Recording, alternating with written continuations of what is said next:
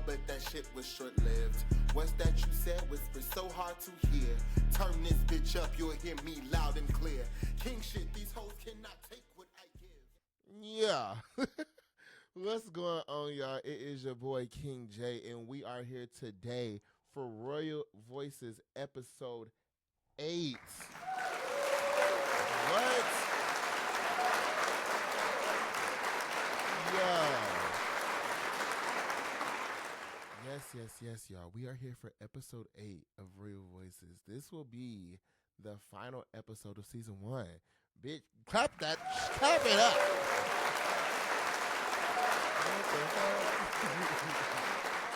What the fuck? Turn me up.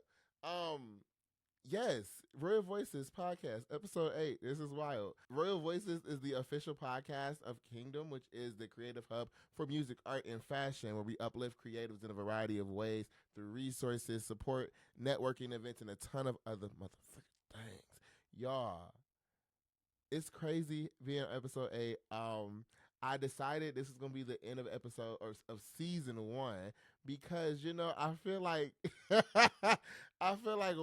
we gotta as a collective focus on a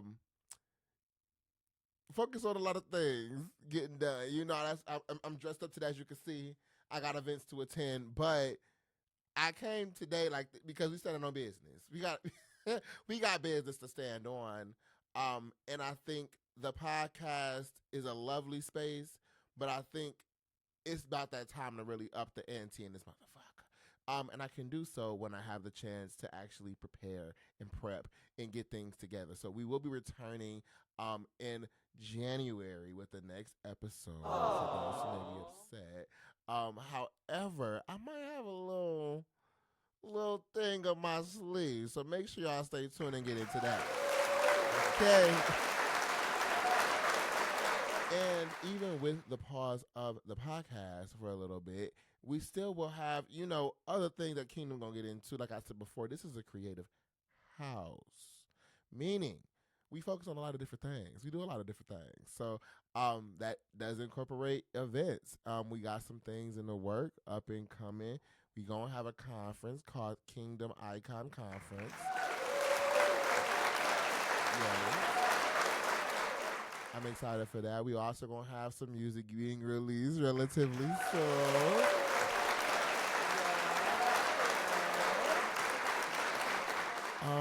I also have some merchandise, some clothing, some fashion lines on the way. Yay! Yo, it's so many things coming down the pipeline.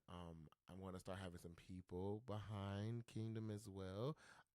That I'm putting together now. I'm getting it's crazy to see in real time business starting to be or get into the elements of what I think businesses do.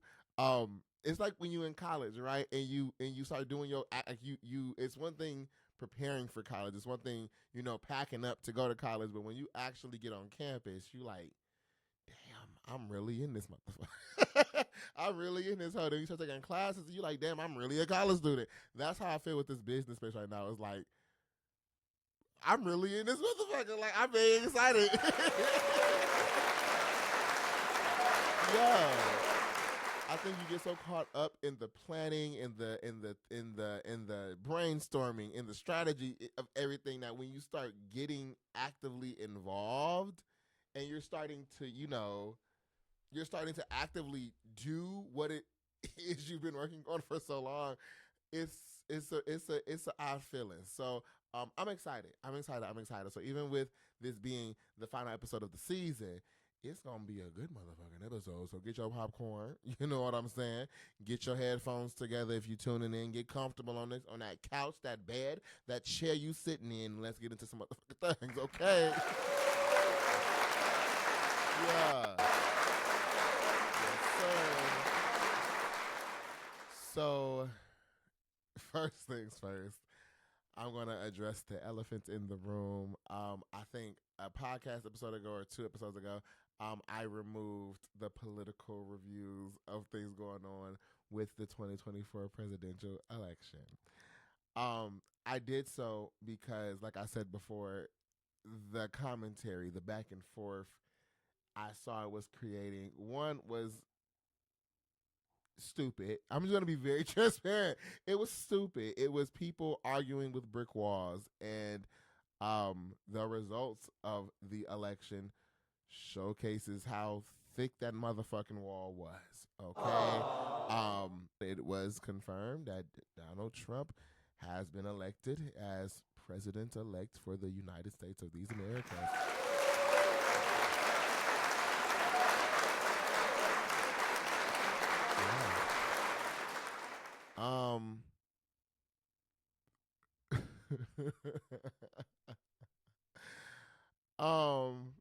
Be for real. This is where we are as a country. This is where we are in 2024.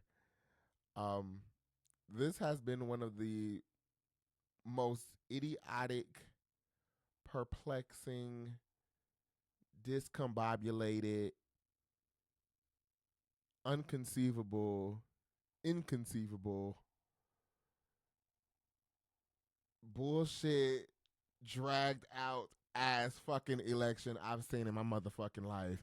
I kid you not. This election was very just transparent. It was very angry field. Very divisive, still is, very racist, very homophobic, very misogynistic, very damn near borderline violating humanity, morality. Just the concept of this election this year was truly something to watch. Surprised? No. Disappointed? Yes. But surprised? No. I think for me again, it's disappointing, one, because you could have a presidential nominee run on such a wild ass campaign trail, literally wear an ankle bracelet. You know what I'm saying? Like 34 34 felony convictions, convicted of SA ing people, convicted of enticing and actually, aiding and abetting when it comes to a insurrection. Can have a campaign dragging every minority group, saying whatever the fuck comes to his mind, bold, and nobody say anything. People justify it in real time. A person who has lied so much, every media outlet has implemented fact checking in real time, and then get mad at the fact people are fact checking in real time. I think nobody expected this. I'm sorry. Nobody expected this shit. I will say this week I have not seen a lot of MAGA shit on my timeline, and this political shit in general. From the commercials, from everything. I'm glad it's done. I think we can clap it up for everybody. Democrat, Republican, Kamala supporter, Trump supporter. I know we are glad the motherfucking commercials are done being played. I will say too, I've also noticed a downplay of a lot of the MAGA things that were on my timelines. I ain't been seeing a lot of these spam bots. I ain't been seeing. I haven't seen a lot of stuff, which is leading me to believe, as I always say, Everything is not what it seems. it's not. It's not. You know, for me, what I have seen this week, outside of those things, I have seen MAGA supporters try to pop out of the blue saying, aha, Project 2025 is real. We got you. Now we're excited for it. I'll be the first to say you didn't get shit because, bitch, we knew, which is why we were voting against it. It wasn't a secret. And if you thought it was, that was a terribly held secret. I have seen a lot of Latino supporters of Donald Trump, the Latinos for Trump movement, if you will. Get sorry, one double down, like, aha, we won the election. Cool. But I've also seen, the the delusion of not knowing, girl, you in danger. You in danger the most, baby. You in danger, girl. I have also seen a lot of people talk about how the black community is upset, which I want to be the first to, or not the first, but another addition of individuals who clapping it up for black people.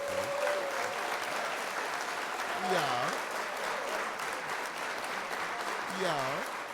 For my black people out there, 92% of black women voted for Kamala Harris. 80%, damn near about 78%, but 80% of black men voted for Kamala Harris. So when we understood we understood the assignment and got the fucking line. And see, that's one thing about my people. I'm going to always uplift. That's one thing I'm going to always I don't care what you see on TV, what you see in the news, what you hear through rumors, what stereotypes you believe. At the end of the day, black people continue to be at the forefront of making sure shit is okay. We gonna come together and make some shit shake every time, and that I have to commend. I have to commend. And this is also a reason why a lot of black people say, don't include me in POC. Like, we with the people, you know what I'm saying? Black people are always in the forefront of everybody else's struggles.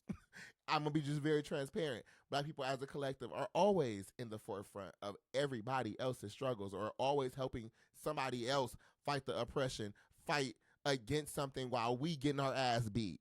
Okay? I got to be very real. Black people are always here helping everybody. But whenever it comes for a time that we need it, people sit quiet.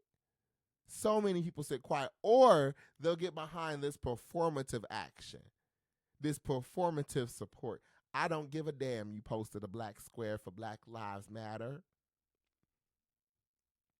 I don't give a damn that you wearing a bracelet that says we're all united. When I say stand behind us wholeheartedly, that's what I mean. And speaking of, one other thing that I've noticed this past week of this election result since Tuesday is very much white people trying to distinguish themselves of who's who. I have seen a lot of Caucasian men and women trying to separate themselves of saying, oh no, I voted for Kamala. I voted for Kamala. I'm so sorry. I'm behind you. And people are upset that you're being bunched in with all white people, with the collective, with the individuals who may have voted against, the civil liberties of POC, and I think it's making y'all uncomfortable because you're not experiencing what, a lot of people of color, but black people specifically, I'm highlighting, has experienced to this day, still continues to experience. You don't get a bracelet that says you one of the good ones.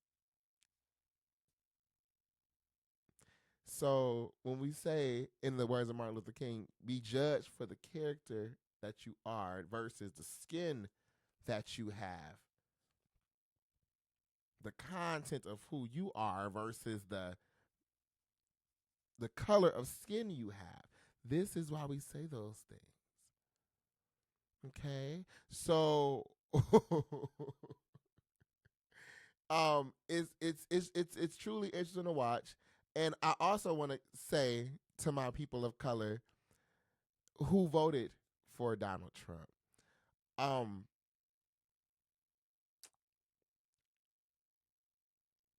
I don't think a lot of people who voted for Donald Trump comprehend a few things, right? But I said this in previous podcasts about the collective of everybody, Democrats, Republicans, just people in the United States in general, have a lack of understanding of how the government works, has little to no knowledge of the branches of government. If they know there's branches of government, a lot of people don't know their rights, their amendment rights. They don't know the Constitution. They don't know political structure as far as how laws are made, who decides on the streets being paved up correctly, who decides on us going to war. People don't know these things. People don't understand how the economy works. People don't understand how their very own paychecks work. They don't understand it. And my POC who voted for Trump, like I said before, Trump, he banks on hoping people don't Google shit. Trump plays on on hoping that you all aren't researching anything. That's why he wants people who just listen to what he says. That's why he gets mad when you fact check what he is saying, because he pulls shit out of his ass in real time. So when you are fact checking things, you better understand processes, procedures, what happens, what doesn't happen, what the truth is, and you better know how to navigate things, but you also know who to hold accountable for certain stuff. And once you have that understanding, it's hard to stand behind Donald Trump and a lot of the shit he says. So for my POC, who over these last few weeks have been bragging on social media why they were voting for Donald Trump, and the consistency I was hearing amongst why was the economy, right? The economy. I was hearing you get to keep your overtime and your tips, and your overtime don't get taxed. You get to keep those extra dollars. For my Hispanics and Latinos who are voting for Trump, you were saying because he, for some idiotic reason, and I don't know why this was the focal point specifically for a lot of Latino people I follow and fucks with on social media and stuff like that. I don't know why this was the focus for this group specifically, but a lot of people who were Latino voting for Trump were advocating for, the immigration control. And it's confusing because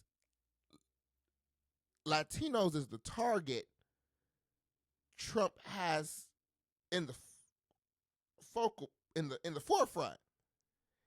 Whenever he is talking about anything immigration related, when he's being disrespectful to any immigrants, when he is literally belittling people, it's towards the Latino group.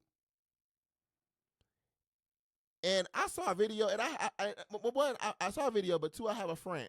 One, I saw a video of his comedian who broke this down, but I also had a friend who I fucks with heavy. And one day I asked him, like, hey, can you help me understand, and this was when I was in college, could you help me understand the cultural breakdown of the Latino space when it comes to racism? Because I was learning in school about how, racism and those kind of things are practiced within subgroups or within communities of people of color. Like for example, with black people, colorism is a form of racism. But within the Latino community, it was just focused about how racist people are to each other in the same community. Specifically for darker skin, the darker of skin that you have, the more disrespect you tend to experience, or the more discomfort you tend to have in that space versus being lighter. And people will actually, go back and forth about that. And he would tell me these things about, how colonization and things of that nature has an impact on cultures, but how different subgroups, so like how Cubans will beef with Dominicans, or Dominicans will beef with Puerto Ricans, or like stuff like that, which reminds me of like Black Americans beefing with Africans. It doesn't make sense because we all, at the end of the day, we are here, and that's what I be focused on. Because to a regular racist, a regular white racist, child, we are the same motherfucker. So I didn't understand that, and that's what I was seeing a lot of in this election, specifically for my Latinos for Trump, where people were going against each other. And when I think about that, I noticed a lot more of the lighter or white passing Latinos being the ones advocating, or people who say they have citizenship here, that be a focal point or a point of like jab for others. It was weird. But in my mind, I'm like, don't y'all know, when it comes to this immigration thing, the first thing that he wants to do is mass deportations. And when you break that down, you have to ask yourself, what do you mean mass deportations? How could deportations work if it's aimed at illegal immigrants, right? One, you can't really determine who's illegal by just, unless you have their name and their information, you don't really know who's documented and who's not documented. So if you can't determine that without having information, my second question will be, well, what will you use to create that confirmation in your mind that somebody is undocumented? You're following me now? What else would people use to determine if so-and-so is undocumented? Racism. Bias.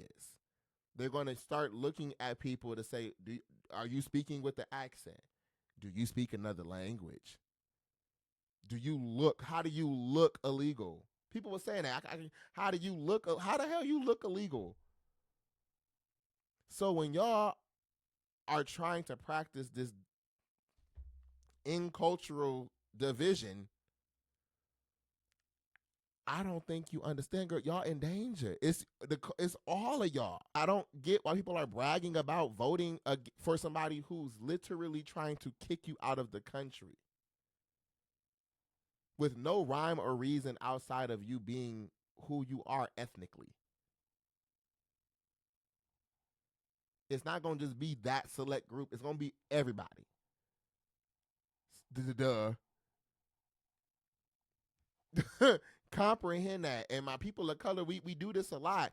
For some reason, and I'm just be very flat out, a lot of people want to be white. Ooh. And a lot of POC wants to fit in so bad. And y'all do things that hurts you. The amount of people who have voted for Trump who don't even make enough money to be Republican. Let's clock that tea. You don't even have the income coming in to benefit from the policies of the Republican Party. Bitch, what are you doing? What are you doing?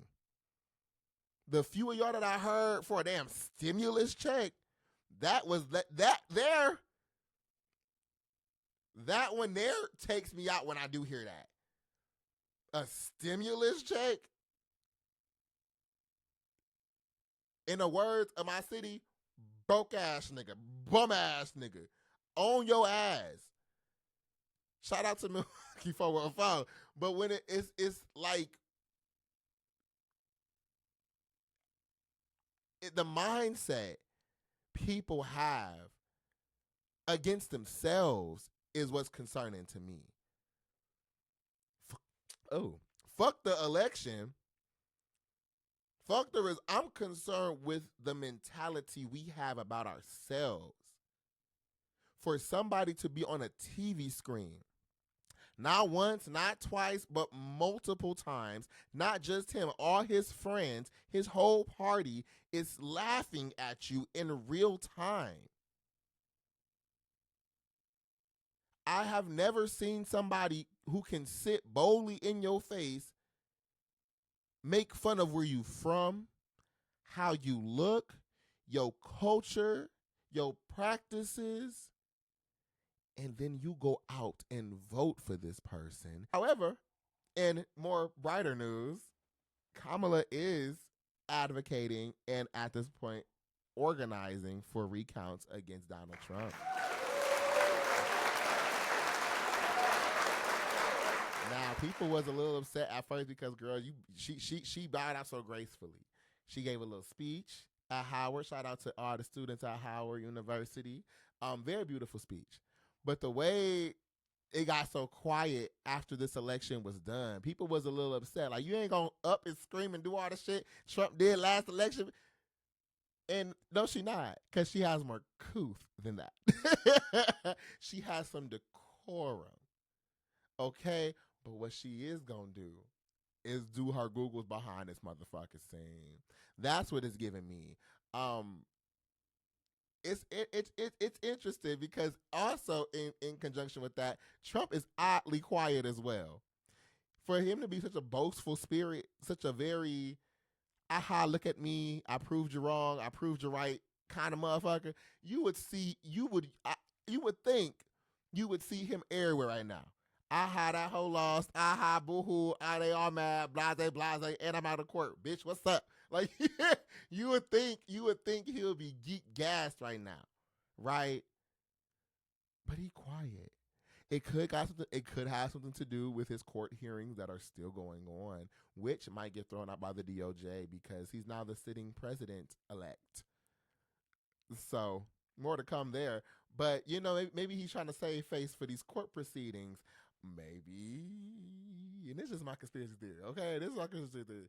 Now, you know, my spirit is telling me it's not done. Okay, I ain't gonna go too deeper into that. But my spirit is telling me that this ain't done. But my conspiracy theory is I think we need to be looking at Elon. First of all, this man is built like an alien. Like extraterrestrial. Spooky ooky.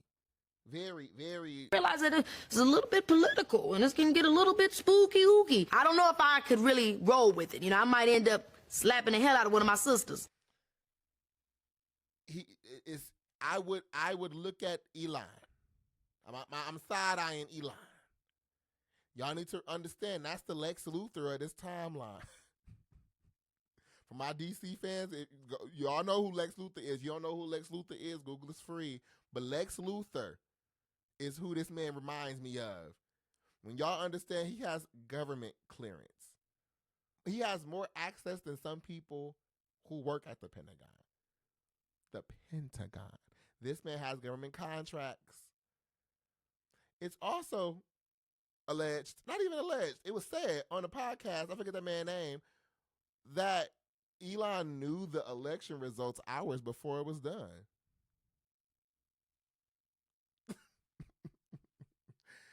Some of these numbers not adding up. Some of the math is not adding up. The energies you would expect from people not adding up. The characters that are at play not adding up. And I'm saying this not because, you know, we Kamala lost. I'm not saying that. I can take an L. Okay, I did in 2016 when he first. I said, damn. All right, child, it's gonna be crazy, but let's go. But this one, I'm saying be discerned because this is the same individual who literally right now is still on trial for his first attempt to overturn an election.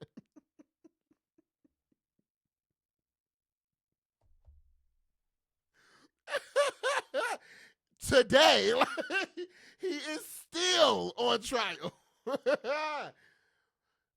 Oh my God. When you understand he has had friends go to jail for insurrection, for voter manipulation, for ballot tampering. Understand this is somebody who already tried to steal an election, literally. What would stop him this time? And I don't even want you thinking like that. Not even thinking what was happening this time. If you failed the first time, what do you learn in failure? What do I say on this podcast about creatives? And I'm gonna try to write this up. I know we carrying on, but what do I say about creatives and failure? You didn't fail. You what? Learned. What lesson was learned in your first fuck up? And what else? What can you take from that first fuck up and apply to the next time you try so it don't happen again? You can get assistance. You can get better skill set, better tools. Or you could reach out to somebody who know what they doing to help you avoid mistakes. Or if you make a mistake, clean up that mistake. Or hide it good enough so you don't notice it. I'm going to say it again and I'm going to wrap this up. I'm going to side eye Elon Musk. Now that Kamala is gearing up for this recount, oh, it's the key. Oh, it's the key because y'all forgot she's a prosecutor. Her team is lawyers. What do lawyers do? I told y'all from day one, she give me Annalise Keating. If you don't know who Annalise Keating is, you ain't been getting these references these last few episodes, watch How to Get Away with Murder. Annalise Keating, a bad mother. Equivalent Olivia Pope. There was some bad motherfuckers. And when they get caught up, when they look like when they look like they took an L, every time they come back with a "you thought you ate, give me that motherfucking plate." So I'm gonna just say this: let's continue watching and see how all this play out. I'm interested. I hope y'all interested too. Y'all stay up to date with these politics, because again, Everything is not what it seems. y'all be safe now.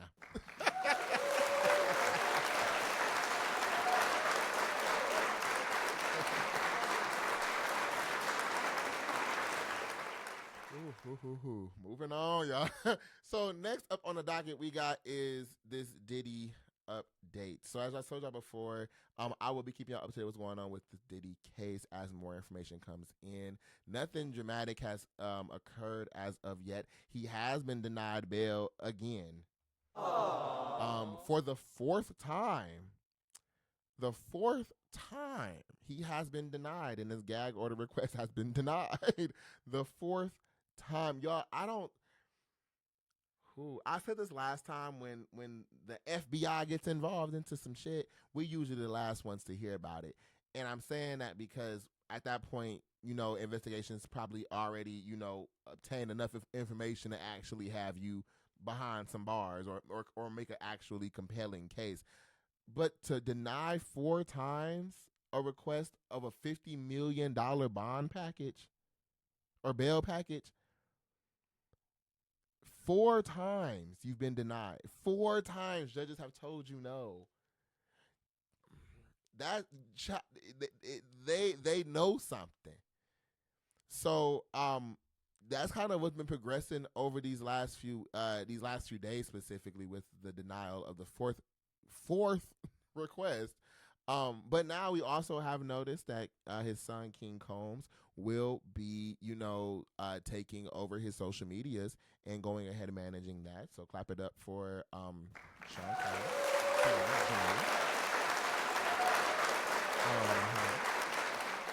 He said he's basically trying to keep things in a positive frame for his father. So he want to go back down memory lane and post all this stuff.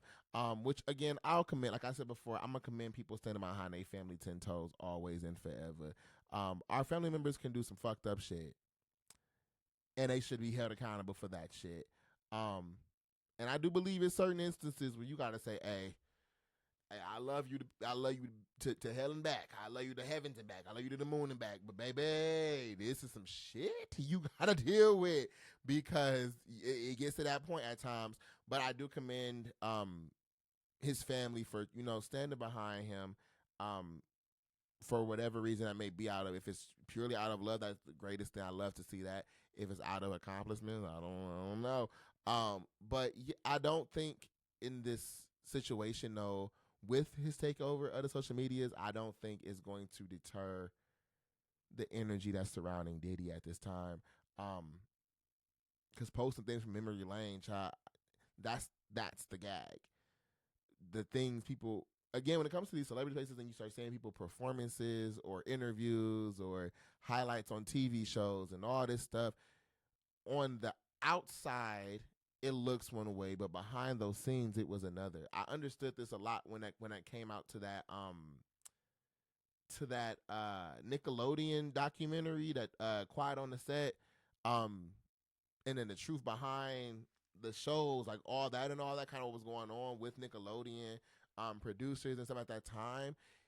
The instances of your child, if it was weird to watch, because it's like instances of your most happiest memories of a show, of a song, of a moment in your life, a childhood moment, a teenage moment, whatever have you, something that can give you so much joy or so much nostalgia brings back so much pain, trauma, sadness for others, because we don't know the full story. So when it comes to this posting of like things from back in the day from Diddy, I don't think people are going to be able to, pull the two apart because it was happening in real time. During those videos, during those video shoots, during these interviews, it was happening in real time. The things that's being alleged against Diddy were happening in real time. And then to that video, I don't think we're going to be able to forget that. I can't. I don't care what pop lock you post. I don't really care what song you put up. All that's gonna come to my mind like, dang, Diddy on trial. What's going on with that? That song was cool, but what's going on with this case? That's what I think it's gonna be. And I think as a collective, people are gonna be in that same space. So I mean, again, support your family. I'm all for it. Continue to uplift people around you. I will continue to keep my hopes and prayers out for his family, for him, for everybody impacted by all of this going on. Like I said before, don't get it confused. I don't like seeing black people go to jail. I don't like seeing black men go to jail specifically. It's a piece of me that hurts seeing black people go to jail. But if you did some shit, lock it the fuck up. I'm all about accountability. I'm all about accountability. If you did something wrong, you did it wrong. Stand on that and be held accountable for your actions. So, again, praying for everybody. Hope everybody stays safe in that space. We'll stay up to date with what's going on right now. The case is continued or expected to be held May 5th. That's when his trial will be had. So, again, as things continue to get updated, I will keep y'all in the loop as well.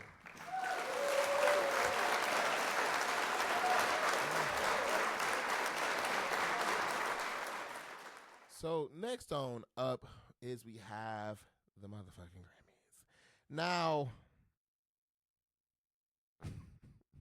I feel like last week with the election going on, nothing else should have been talked about. That's just me and my 2 cents. I feel like it was too many other things going on outside of our focus needing to be on this election. And the Grammys again was one of them groups that did not read the motherfucking room. Okay, didn't read the room at all. Talk about some Grammy nominations or coming out in the next 50 hours. We don't give a damn. We do not care.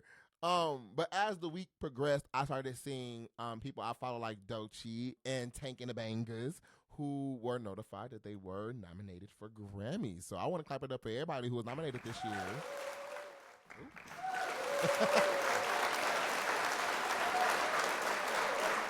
Yes, clapping it up.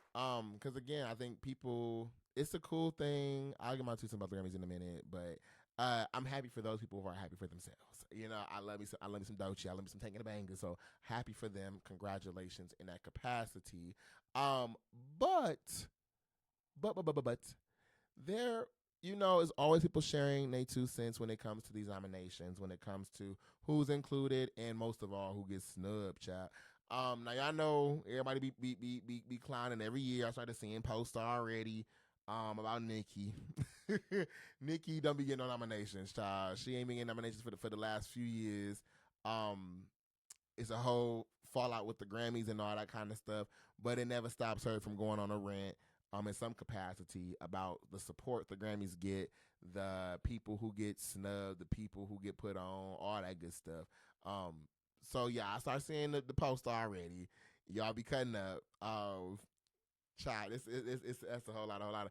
But there were other conversations being had as well about people who were nominated and some who were snubbed. So one of them were the Beatles, which I'm gonna clap it up for. Clap it up for the Beatles.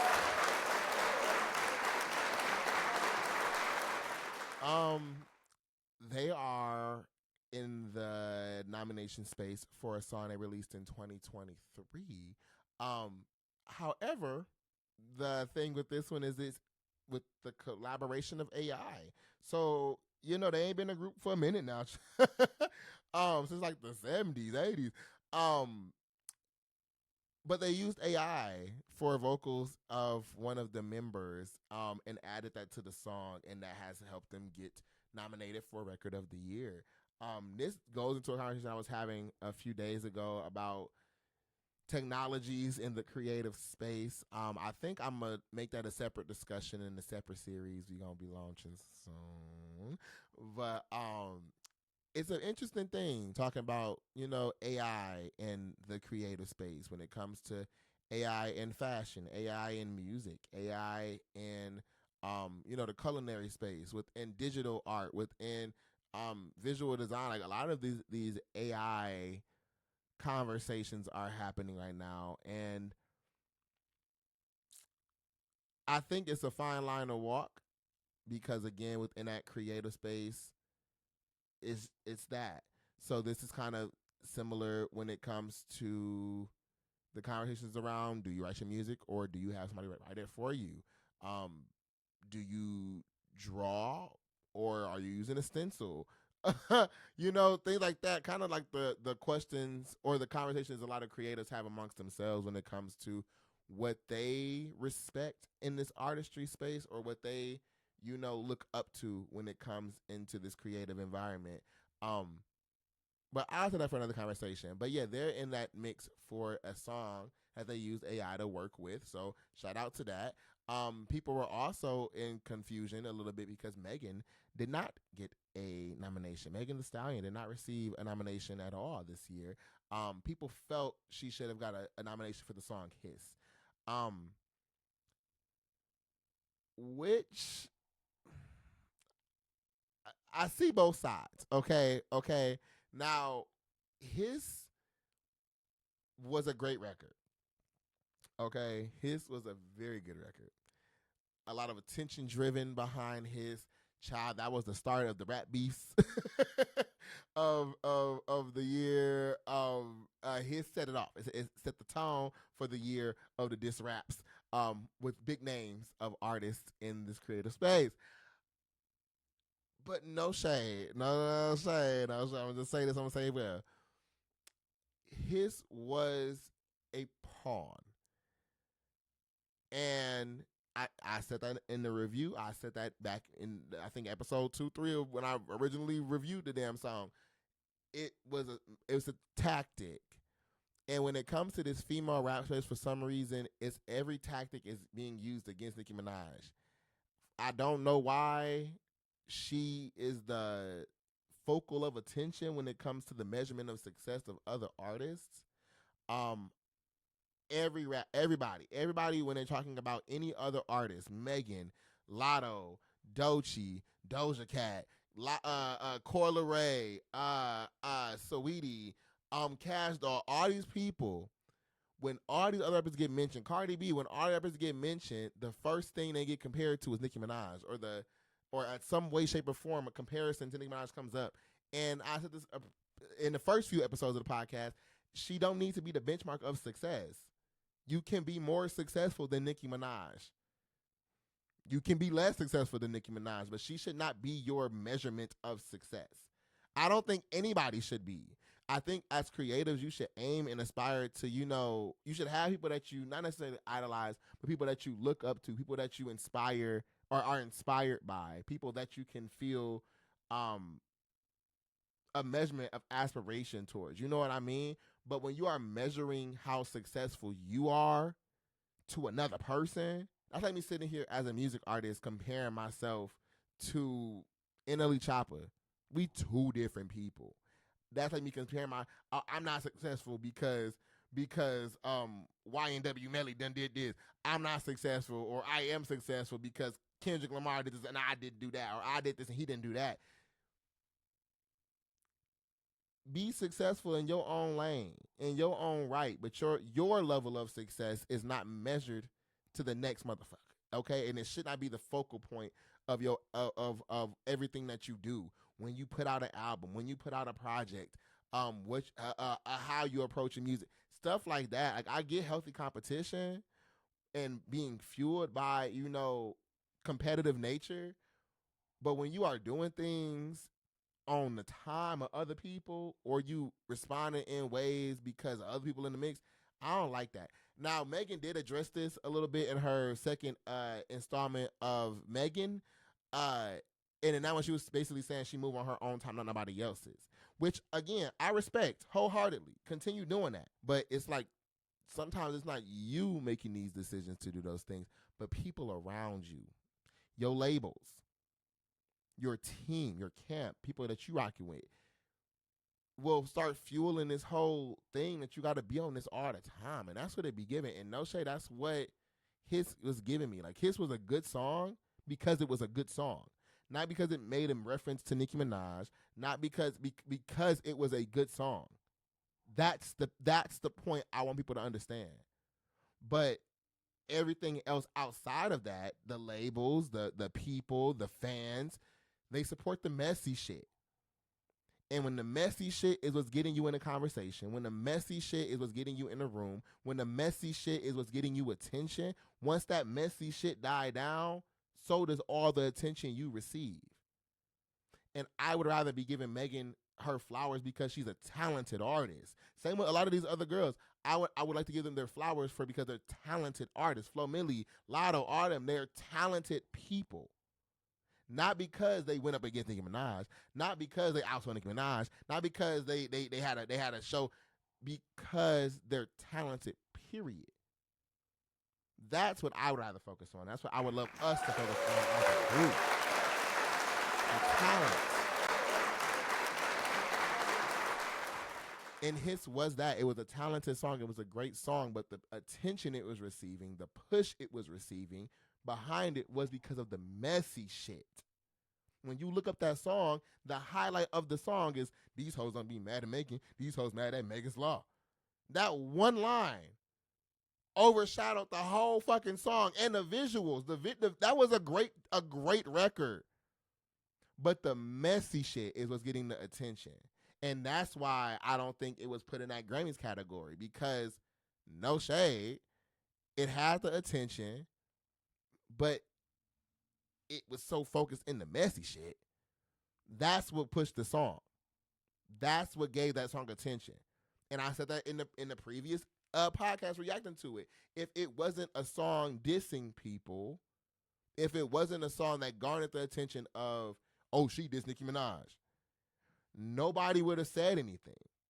And I know that because weeks leading up to it, before y'all found out what the fuck was in the damn song, no one was saying shit. Megan was promoting her own song. Megan was pushing that damn Cobra and his by herself. which I'm commending because that's, again,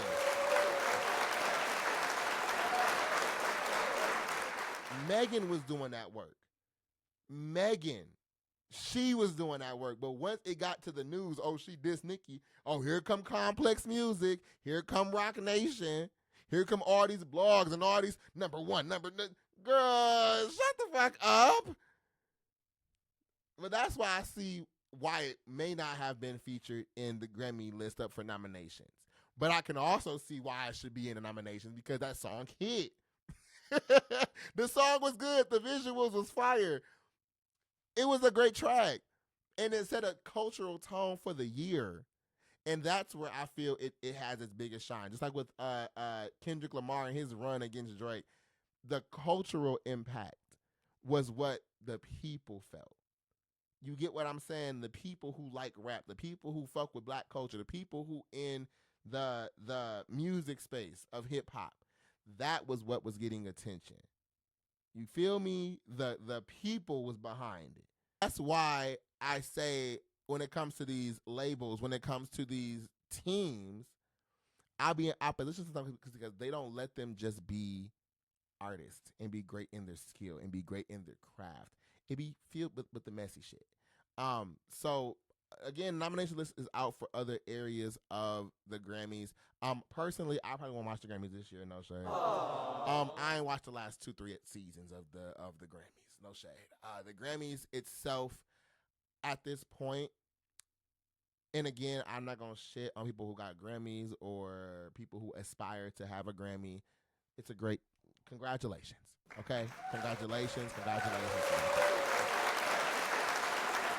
However, to me, when you've identified a space like the Grammys to not authentically highlight artistry, creativity, talent, when you are aware people are influencing votes, when you are aware people are influencing wins, when you are aware money is in the mix, when you are aware people aren't playing by the rules of creativity but because of I told you so, or if you want some help, or like, when you understand you are in a space where the people who are actively receiving Grammys are in opposition to the damn Grammys, I don't know how we keep seeing them as a source of standard. I don't know how we keep seeing them as a source of validity in artistry. And so many, and not just with the Grammys, so many spaces, the Tonys, the Emmys, all these kind of things, people work to be acknowledged. But when you are shown people are being acknowledged for blind support, people are acknowledged for cooperating, people are acknowledged for things they don't always deserve, it's something I can't, give my energy to all the time. So again, like I said before, it's a great thing to, go ahead and get one. If you get a Grammy, congratulations. But I think, like, even within my music, I don't do it for recognition. I don't. I like it. I like my music, and I like doing music because I like it. I fuck with it. You get what I'm saying? It's the culture. It's the vibe for me. It's the shit I can say off my chest. It's the relatability I can build. It's the vibes I can influence. That's what gets me. The recognition comes along the way. But that's just me as a person. A lot of my shit in my life I don't get recognized for. When it comes to my fraternity, shout out Phi Beta Sigma Fraternity Incorporated. This is a thankless job, in the words of our Zeta State Director. This is a thankless job. I do it at work with recruiting. I'll plug people in all the time. I do shit for everybody all the damn time, and I don't get recognition for it because I'm not seeking it. But when I do get acknowledgement, when I do get recognition, when people shout me out, it's a weird feeling. But it shows you the impact that you're making, and that's the part of me that sides with the Grammys. It's not necessarily that validation that you're getting, but more so a moment where you are able to sit in and say, damn, I did that shit. I put that work in. I remember being up these late, tired ass nights. I remember doing this shit when I was sick. I remember being there mad and sad and upset shit wasn't going my way. I remember the lows of this shit. I remember the struggles, the challenges I've overcame to get to where I am right now. That's where those acknowledgments and those rewards hit home. And that's where I support people and creatives at, is I want people to have those moments where you can say, damn, look at where I'm at. Look where I came from and look where I'm at now. Because them moments, them hit harder than anything. Them hit harder than anything, and they feel damn good. So for the Grammys, continue doing your damn thing. Be sure to go look at that list of people who nominated. Let me know who you are happy with, who you mad about. Who was else was snubbed? I heard Ariana Grande was snubbed in some area that she could have had. Dua Lipa, people talking about, was snubbed in some categories and stuff like that. So just let me know what y'all thoughts are when it comes to the Grammys. If y'all want me to get into the Grammys and watch it and tune in, let me know. I may. Okay, I don't mind it. But it's just not something that I got on my agenda because, again, I don't be giving a damn. But with that, again, stay tuned in and continue tuning in if y'all give a damn when it comes to the Grammy.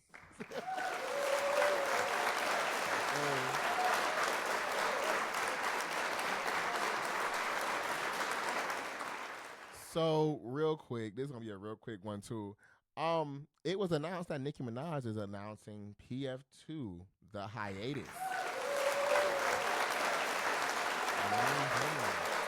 Now, I think a few episodes ago, I mentioned she announced having a Pink Friday 3, which was going to be a whole new project, another album, because she was saying she didn't want to just add more songs to this project because she felt it was going to take it away from the message of everything. I think she's tired of this tour, y'all. And she can be tired because this tour is doing exceptionally well. Like, this shit is doing great.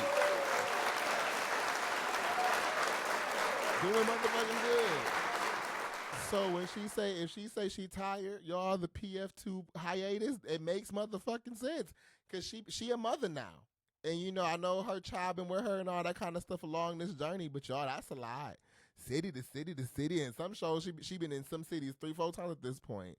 So I gotta give it to her. I'm looking forward to the extra song she gonna be putting out. It's coming out December 13th.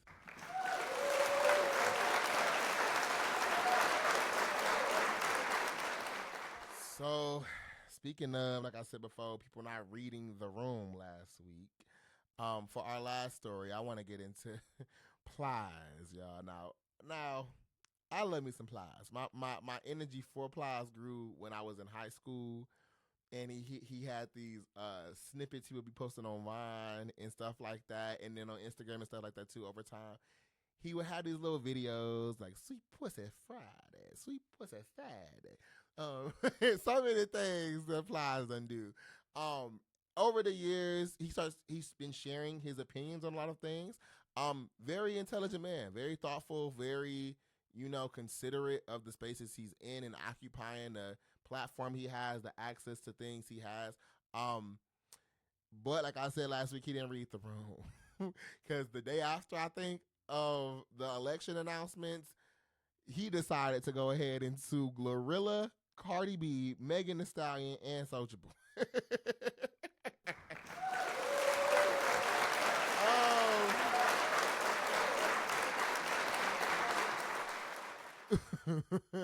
And it was something that I don't think we were expecting. Well, I know I wasn't expecting. Because Plies, everybody trying to sue people. So he is suing Soulja Boy for Pretty Boy Swag, and he's suing Cardi, Megan, and Glorilla for a song Wannabe, claiming that they sampled Plies' Me and My Goons in their track. So, like I said before, this lawsuit gagged people. I'm not going to hold you. A lot of people was upset because it was like, you doing this right now after you just had your rants about supporting black women and all this stuff, and the next day you turn around and sue all these black people. It's funny. It's funny nonetheless. I will say, I think with the investigation around us right now, Again, samples, this is why I tell people all the time to get that shit cleared. Within this investigation, Megan Thee Stallion's producer and DJ, Lil Ju on the beat, you know what I'm saying, Lil Ju made it. He done came out and said basically some shit ain't adding the fuck up because a song by Lil Wop called My Dougie that sampled the beat that Plies was referring to came out a year prior to Plies' track. So that was where Lil Ju got the clearance for, because he said now that song, My Dougie, was cleared, and it's the writer for that song is listed in the writing credits for Wannabe. So they have that a thing there. So it does sound like Plies may be a little bit off, a little bit off when it comes to the beat.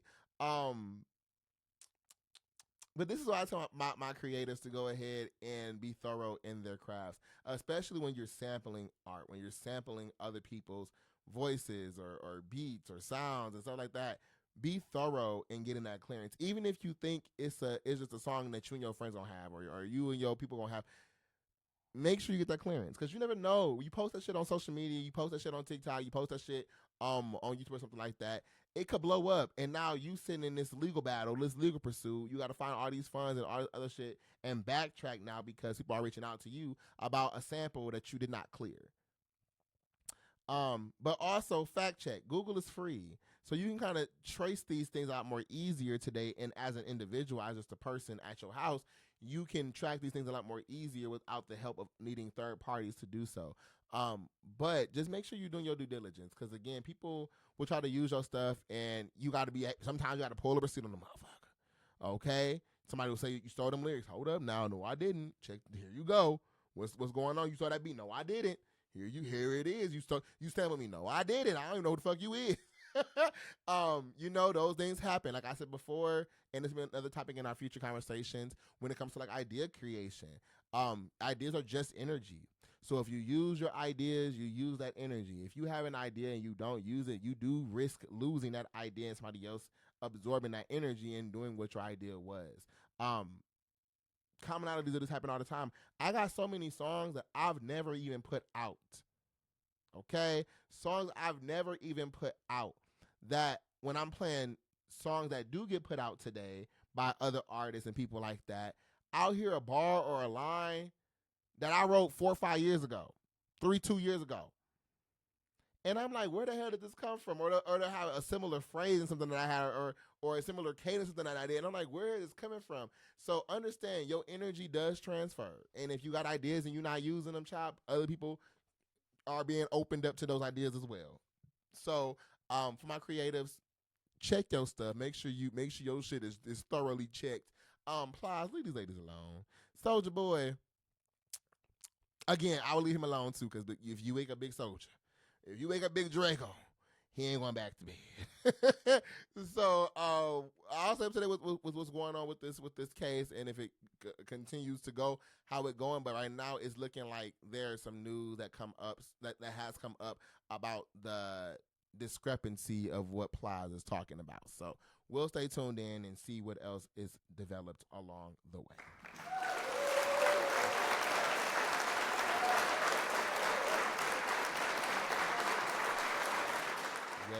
Yes. So this is the part of the episode where we get into Artist Spotlight, y'all. Yes, sir. Yes, sir. So Artist Spotlight is a space where I shout out artists I come across in the creative space. This is an environment you cannot pay for, but I go ahead and review artists that people send me all the time. So if you like to be considered in this environment, please go ahead and send me anybody that you come across, and I'll be happy to look into the way that they do, and maybe even support if they, align with what I'm trying to get into. But yes, with Artist Spotlight today, I would like to support and uplift and shed a spotlight on a individual I've known for a little bit now, my boy Ari, who is also known as Spell Red. Yo, I gotta clap it up for my man, because he been doing this thing. But that man been putting in work, okay? He been putting in work. He goes crazy, talented lyricist, talented artist. Currently, he also has a project out now called School EP. So go ahead and check that out. That's on all streaming platforms. You can find him on Instagram at Spellred Music. That is spelled SPELLREDMUSIC. You can find him on Instagram, and again, tell them your boy King sent you on over. And Ari, continue doing your damn thing, my boy.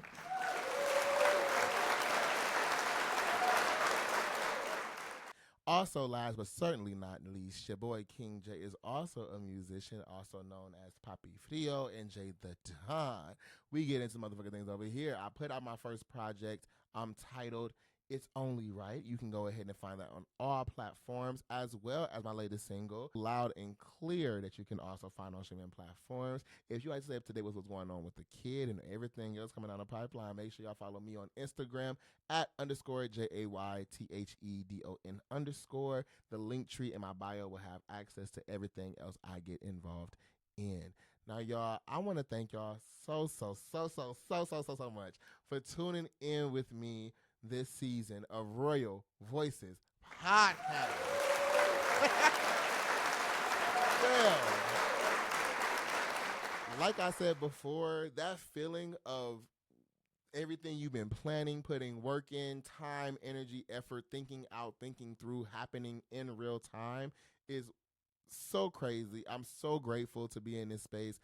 So much fell into it just naturally. From the resources poured in to the support I was receiving to just the interaction, the energy I have behind it. It just feels so right. So y'all stay on the lookout for everything else we got coming down the pipeline. I will be having other, opportunities for, shit like this, similar to this. Other series, other things coming out, to support creatives further. And I feel like also to just an opportunity to share our 2 cents. One thing I will be getting into more intensely over the next few months is our social media presence, okay? So you'll be able to find little snippets and clips of the episodes put up this last few months on TikTok, on Instagram, on YouTube Shorts, and all that kind of stuff. You'll be able to find more specific moments of the episodes, because I want to, again, get more of y'all interaction and kind of more of y'all feedback. When it comes to season 2, expect guests, okay? Expect some music, expect new segments, expect just some shit, going up a little bit. We're going to always be adding to this space. And again, I'm just so grateful of the support Kingdom as a whole is receiving, not just the podcast, but Kingdom as a brand, as a space, as an entity. When these conferences start, okay, when the merchandise gets to flow, when the fashion lines get coming out, when physical locations start being built and people are able to start, physically sitting in Kingdom. It's a journey, and I'm so happy that I'm on it. I'm so happy that we're here, and I'm so happy that y'all are here along the way. So Royal Gang, I thank y'all for tuning in these last few episodes. Happy tuning in this entire season. Stay up to date with everything going on with Kingdom by following us on Instagram at KVNGDOM.co. Follow up with everything going on with the podcast on social media as well, on Instagram and TikTok at Royal Voices Podcast, all one word. You can also find it all on YouTube as well. And again, we're going to keep making things bigger and better and stronger. And I'm looking forward to our community of Royal Gang and the Kingdom itself growing exponentially. So, with that being said, I'm on my T.I. shit. I'm on my T.I. shit with these big-ass words.